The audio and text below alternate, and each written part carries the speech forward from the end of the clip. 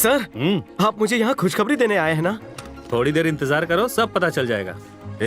ग्रहों ने व्हाट्सएप किया, तेरा वक्त बुरा चल रहा है। सर, सिर्फ मेरा प्रमोशन हुआ है कि लूट का 10% मेरे नाम हुआ है? प्रमोशन नहीं बेगधे, तेरा डिमोशन हुआ है। लूट की वारदात एटीएम के सीसीटीवी कैमरे में रिकॉर्ड हुई है, ये देख।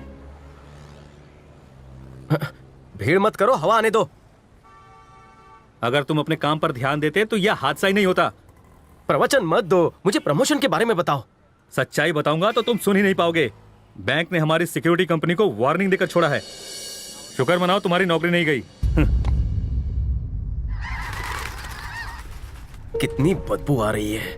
पता नहीं खान मुझे यहाँ क्यों ले आया। कहीं रास्ता तो नहीं भटक गया? आज से रोज तुम्हारी ड्यूटी यहीं पर होगी। यहाँ पर? यहाँ कौन सा खजाना गड़ा है? खजाना छोड़, अब तू अपने एरिया के बच्चों को बुलाकर यहाँ खेल सकता है। यहाँ कोई कैमरा नहीं है।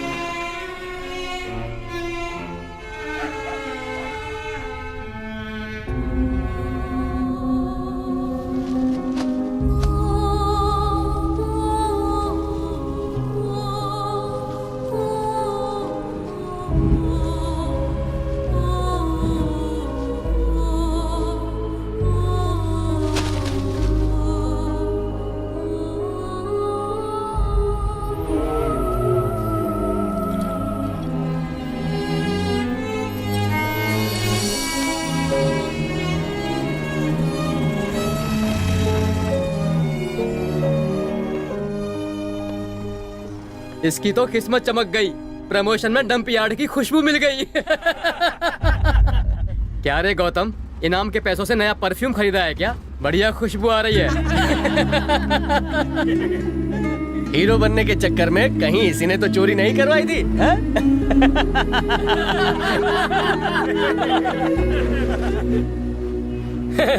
बाबा जी की तावीज पहनकर इसने तो अपना रेप भी करवा लिया है।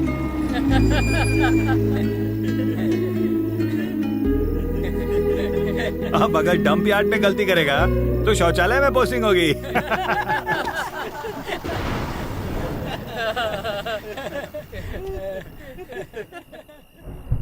सिक्योरिटी एजेंसी ने लूट की इंक्वायरी शुरू कर दी है।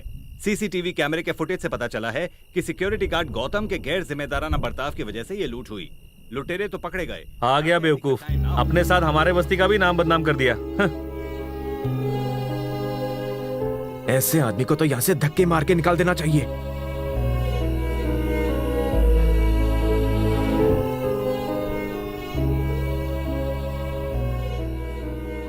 श्रीनगर कॉलोनी के एटीएम लूटने की घटना में एक नया ट्विस्ट आया है। गौतम जिसने लुटेरे को पकड़वाया, उसी को उसकी लापरवाही के लिए वार्निंग दी गई है। कितनी बदबू है। गटर साफ कर रहा था क्या? जाके नहा ले जल्दी से। इससे अच्छी खुशबू तो मेरे सॉक्स से आती है।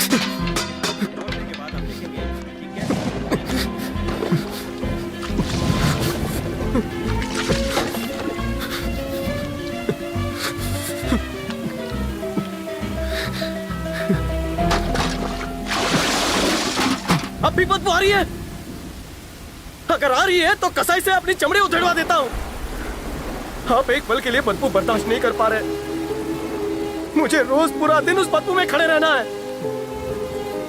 आपने मेरी पढ़ाई बंद करवा दी। 4 पैसे भी नहीं दिए, धंधा कर रहे हैं, बात करते हैं। एक बाप होने के नाते कभी पूछा है अपने बेटे को क्या चाहिए? बस पैदा करके बस्ती की गलियों में छोड़ दिया। न जाने कौन से जन्म का पाप था जो मुझे तुम जैसा बाप मिला। अरे अपनी करनी का मुझे क्यों दोष दे रहा है? अगर बच्चों को पैसे दिखाने ना ले गया होता एटीएम में तो ये दिन ना देखना पड़ता। अब तुम ही बताओ, मेरी क्या गलती है इसमें? ये पहले से ही इतना गिरा हुआ है, अब इससे ज्यादा और कितना गिरेगा? ऐसी औलाद से तो बे औलाद होना अच्छा है। परेशान है बेचारा।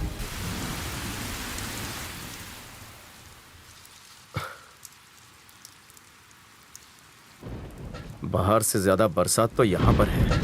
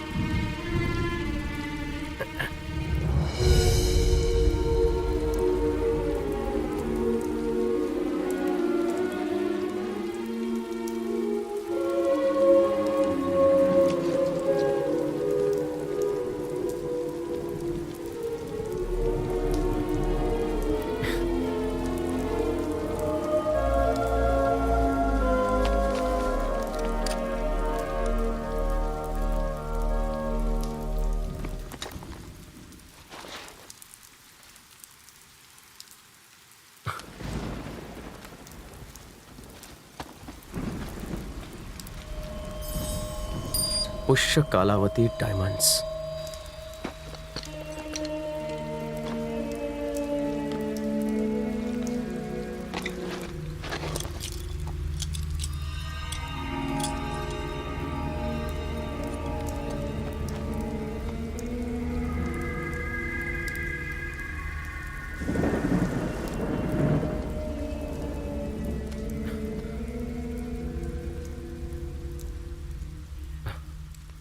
मैं सत्यनारायण वर्मा इस वसीयत में अपनी सारी जायदाद अपने बेटे नरेंद्र वर्मा के नाम कर रहा हूँ। मेरी जायदाद में से घर और जमीन सब कुछ तबाह हो गया। बस किसी तरह 900 हीरे बचा पाया हूँ। आज 1947 में इसकी कीमत है करीब 60 लाख रुपए। इन हीरों पर सिर्फ मेरे बेटे का और फिर उसके बेटे का और फिर उनके वारिस का हक रहेगा और कोई इसका मालिकाना हक नहीं जता सकता। पापा पापा पापा उठिए ना। अरे क्या है? उठिए ना पापा। अरे सोने देना भाई। देखिए मेरे दादाजी आपके लिए वसीयत छोड़ कर गए हैं। हैं? लिखा है उन्होंने आपके लिए 900 हीरे छोड़े हैं। एक काम कर, मैं तुझे सुबह लॉकर की चाबी दे दूंगा, तू जाकर वहाँ डिपॉजिट कर देना, ठीक है? अब मुझे सोने दे। अरे बाद में सोइएगा। उठिए। क्या है? जरा इस वसीयत पर एक नजर तो डालिए। उन्होंने हम लोगों के लिए 900 हीरे रखे हैं। पढ़िए। मुझे लगता था हमारे घर में सिर्फ एक ही पागल पैदा हुआ है। तेरे दादा भी सरफिरे थे, आज पता चला। बेटे, तेरे दादा ने शायद इतनी जायदाद मेरे लिए कमाने के सपने देखे होंगे। फूटी कौड़ी दी नहीं, टाइम पास के लिए विल बना गए और तेरे जैसे नमूने में अपने अंश डाल गए। ले पकड़ ये फटी जायदाद और अब मुझे चैन से सोने दे। उनके बारे में कुछ तो बताइए। क्या है? मैं छोटा था तभी तेरे दादाजी गुजर गए। कुछ सालों के बाद तेरी दादी भी गुजर गई। जहां तक मैंने सुना था तेरे दादाजी मरते दम तक एक साइकिल चलाते थे, वो भी टूटी फूटी। अगर उनके पास हीरे मोती होते तो क्या वो इस तरह की टूटी साइकिल चलाते? सुन, मुझे तो लगता है उनके भी दिमाग का सर्किट उड़ गया था जो ये विल बनाई। वो तो मर गए, अब तू मुझे क्यों मार रहा है? जा जाके सो जा वरना मम्मी को बुलाऊंगा।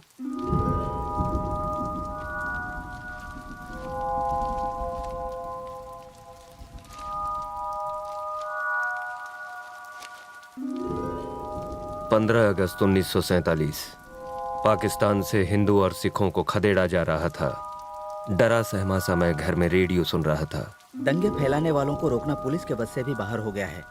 पुलिस ने जनता से निवेदन किया है कि वो अपने अपने घरों में ही रहें। लुटेरे नामचीन लोगों को मारकर उन्हें लूट रहे हैं।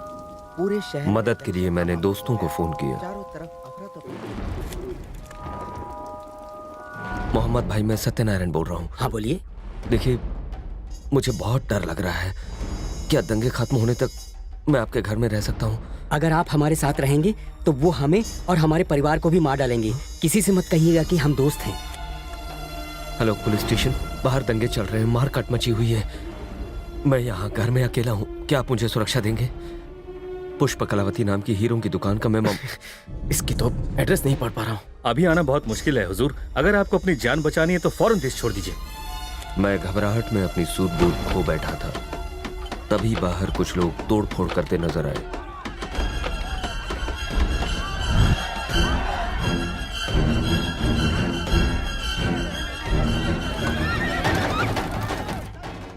इससे पहले कि वो मुझ तक पहुंचते, मैंने वहां से निकलने का फैसला किया। पैसे, गहने और हीरे झोली में भरे और अपनी कार की ओर भागा।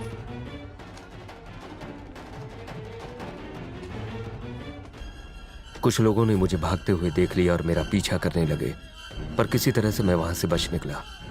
वो जानते थे कि मेरे पास बेशकीमती हीरे हैं।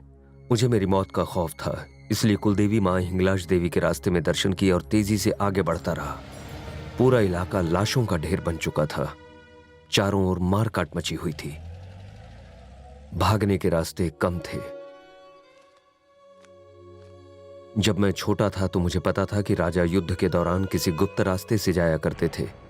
एक दिन मैंने वो देख लिया, पर अंदर जाने की कभी हिम्मत नहीं हुई। लेकिन आज जोखिम उठाने के अलावा और कोई रास्ता नहीं था। ये आधे पन्ने तो दीमक खा गए हैं। डरता हुआ मैं खुफिया रास्ते में दाखिल हुआ। सीढ़ियों से उतरता हुआ नीचे गया। दरवाजा खोला तो सामने एक खौफनाक बड़ी गुफा थी। मेरे कदमों की आहट भी मुझे डरा रही थी। उस भूल भुलैया में पता नहीं मैं कहां जा रहा था। तभी अचानक एक कंकाल से टकराया। कंकाल से टकराते ही एक चेन मेरे हाथ में गिरी। मैं डर गया। चेन लेकर मैंने वापस लौटने का फैसला किया। सारे रास्ते एक जैसे थे, इसलिए मैं रास्ता भटक गया। 4 घंटों पागलों की तरह अंदर घूमने के बाद मैंने जीने की उम्मीद छोड़ दी। मैं बुरी तरह से थक गया था, इसलिए मैं आराम करने के लिए एक जगह रुक गया।